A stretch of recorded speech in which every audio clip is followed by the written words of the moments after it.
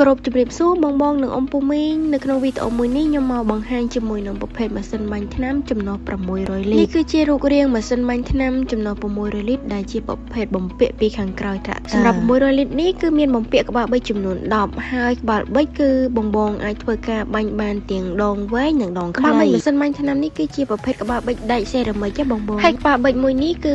ផ្នែកខាងវែងគឺបងអាចធ្វើការបាញ់ទាំងមូលទៅលើស្លឹកទៅលើដើមហើយសម្រាប់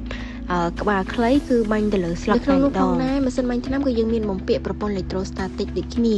ហើយប្រព័ន្ធមួយនេះគឺជួយបំបែកម៉ូលេគុលទឹកតូចៗដើម្បីសាយសពទៅលើដំណាំសម្រាប់សត្វល្អិតរីឯក្នុងធុងវិញគឺយើងមានបំពាក់ប្រព័ន្ធកោទឹកថ្នាំស្វ័យប្រវត្តិវាខុសប្លែកពីបងលាយទឹកថ្នាំនៅខាងក្រៅវាប៉ះពាល់សុខភាពអញ្ចឹងណាចឹងបើសិនជាយើងប្រើប្រភេទម៉ាស៊ីនបាញ់ថ្នាំមួយនេះគឺបង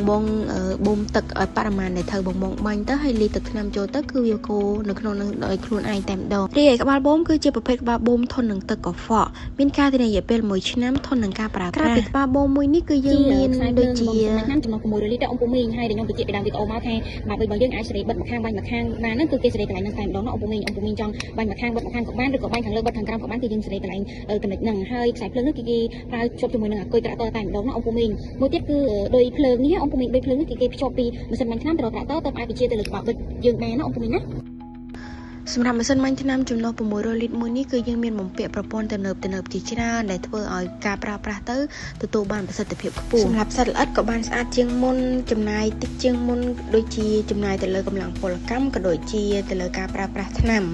ហើយមិនត្រឹមតែប៉ុណ្ណោះទេទទួលបានប្រសិទ្ធភាពខ្ពស់បន្ទាប់ពីប្រើប្រាស់ម៉ាស៊ីនបាញ់ថ្នាំមួយនេះធ្វើឲ្យដំណាំលូតលាស់បានល្អចំណាយតិចជាងមុនបើសិនជាអ៊ំពូមីងនិងបងអត់ទាន់បានប្រើប្រភេទម៉ាស៊ីនបាញ់ថ្នាំមួយនេះទេបងអាចសាកប្រើសិនទៅបន្ទាប់ពីប្រើប្រភេទម៉ាស៊ីនបាញ់ថ្នាំមួយនេះហើយធានាថាដំណាំរបស់អ៊ំពូមីងលែងមានសត្វល្អិតមកយាយីបំផ្លាញទៀតដែរបើសិនជាបងនិងអ៊ំពូមីងចង់ដឹងព័ត៌មានឲ្យកាន់តែច្បាស់អាចធ្វើការឆាតចូលក្នុង page ក៏បានដែរឬក៏អាចធ្វើការទំនាក់ទំនងតាមរយៈលេខទូរស័ព្ទក្រុមការងារនៅខាងចុងវីដេអូបានអរគុណច្រើនអ៊ំពូមីង